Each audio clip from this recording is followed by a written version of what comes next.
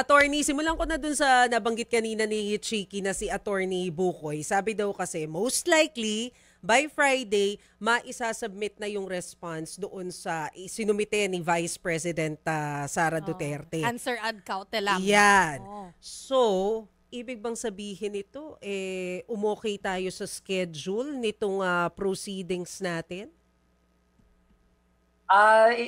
Ibig sabihin po niyan, on time pa rin po tayo at dahil po yung kanilang ipinahayag na ifa-file po nila, hintayin pa rin natin yan kung talaga matutupad po. But they have until June 30 to do so ng lunchtime.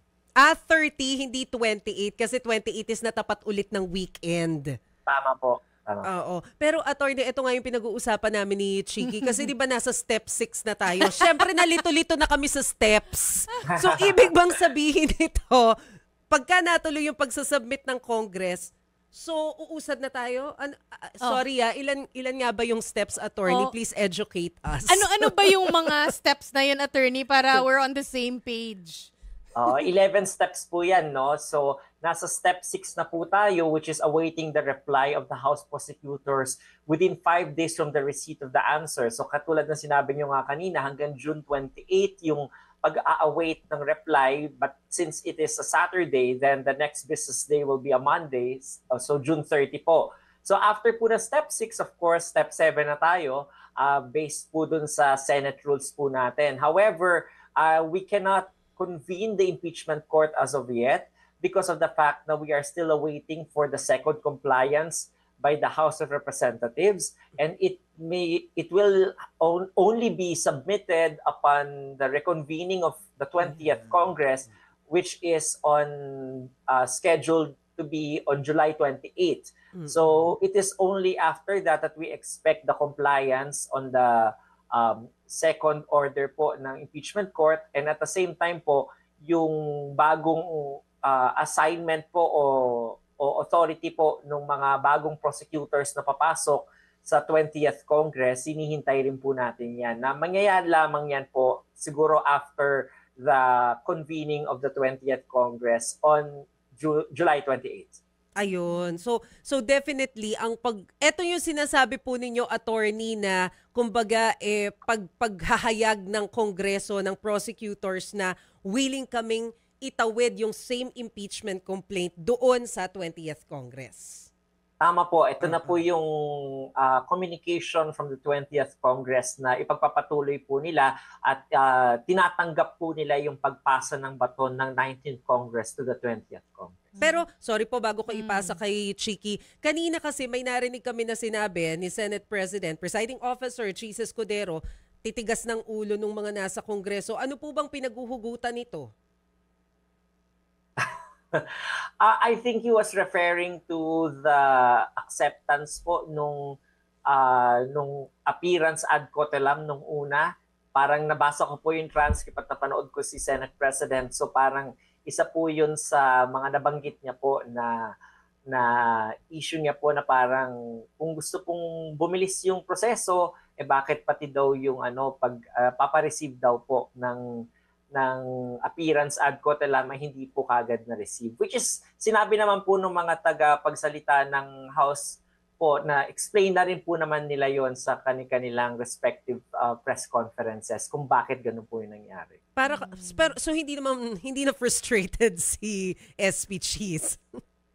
Hindi naman po.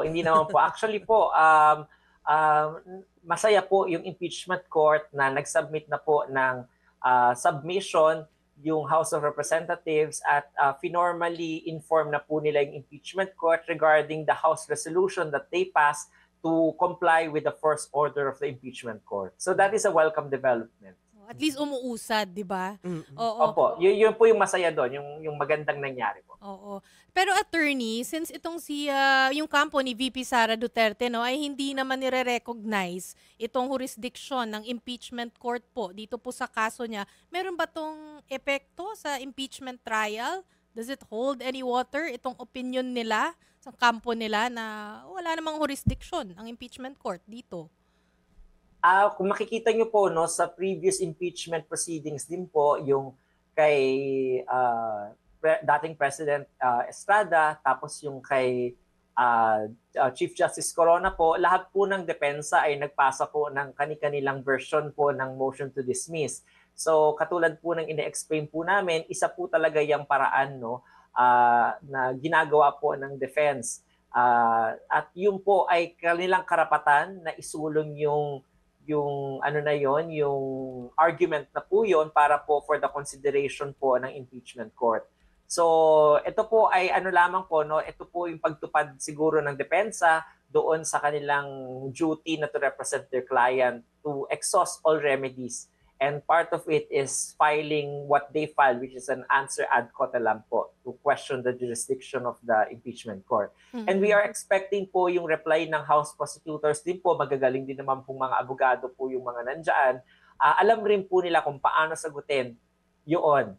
At sa ganito po talagang adversarial system ng pagtutunggalian sa litigation, talaga pong meron kanya-kanya pong theory of the case, yung both the prosecution and the defense, and it is up to them to argue persuasively to the impeachment court. At kung ano po yung papaniwalaan o kakatigan ng korte, yun yung let's wait and see sa next po na convening ng impeachment court. Oo, dito pa rin po sa answer ad cautelam, no? Kasi syempre mag-iiba na ang komposisyon ng impeachment court sa 20th Congress.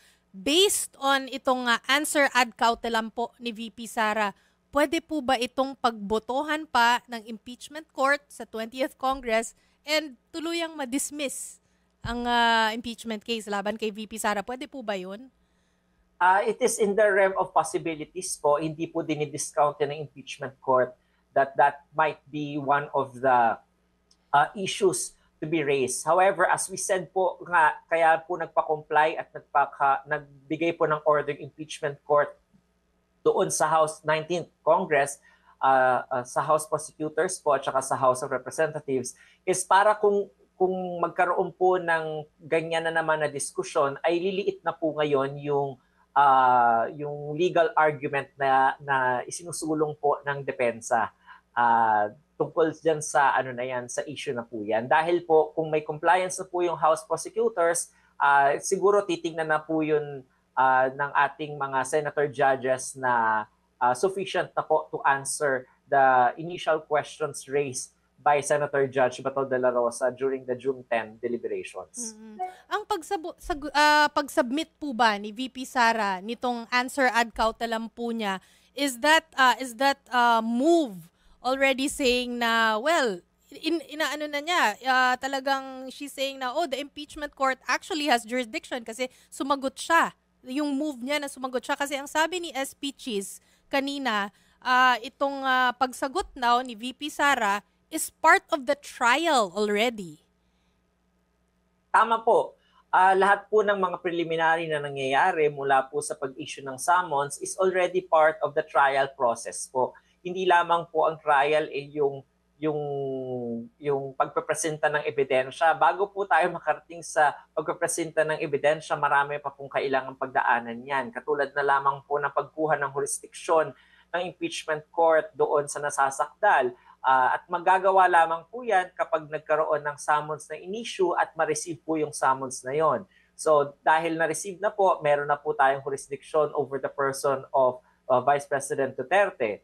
Ngayon naman po, isa po sa mga karapatan po ng isang may kinakaharap na kaso ay sumagot po dun sa mga paratang sa kanya. So kaya po binibigyan po siya ng tsansa na makapagbigay ng sagot o ng answer. At yun din po yung ginawa ni Vice President Duterte nung naghain po siya ng answer ad cautelam. Ngunit na nakapaloob nga po dun sa kanyang answer ay yung mga question niya po doon sa pag-initiate ng impeachment complaint at saka po yung pagpasa po for trial sa Senado. Dahil kung walang valid complaint po, yun yung argument niya, ay wala rin dapat na ongoing trial na nangyayari. Kaya po, yun po yung ginawang taktika ng kanyang mga abogado po. Na-mention din po kanina, dun po ako sa na-mention ni Mase na na press ko ni Attorney Bukoy. Kasi na-mention ni Attorney Bukoy na this Friday nga ay magsasubmit sila yung prosecution ng reply dun sa answer ad cautelam ni VP Sara. And after which, next week, sometime next week daw, ay mag-motion sila para for pre-trial. Ano pong i-expect po natin dito sa mangyayari sa pre-trial? Ano po yung proseso po dito? Anong aasahan po natin? Ang pre-trial po, ito po ay isang nakapaloob po yan doon sa proseso ng trial. Ang ginagawa po sa pre-trial ay nagkakaroon po ng stipulation of facts, meaning magpapa-admit po yung both parties ng mga factual incidents doon sa kabilang panig para po hindi na po nila kailangan patunayan sa korte. Kasama rin po dyan yung lilista ng kanilang mga witnesses, pati yung pagmamark po ng kanilang mga documentary evidence. So, diyan po nangyayari lahat sa pre-trial. And lastly, yung pagsaset din po ng impeachment court ng trial dates, yun po yung mga isa sa mga incidents during the pre-trial. However, sabi ko nga po kanina, hindi po makakapag-sagot o makakapag-convene yung impeachment court regarding that matter kasi nga po meron pa pong hinihintay tayo na second compliance from the 20th Congress of the House of Representatives para po ma-trigger po yung pagko-convene nila at saka po yung pagprepresenta ng mga bagong House prosecutors po. So until such time po, then I think hindi pa po makakaakto yung korte doon sa possible nilang i-file na mga motions. Oh, okay. Sige. Attorney Reggie, marami pong salamat baka mapadalas yung tawag namin habang pausad ng pausad yung impeachment proceedings. Thank you po.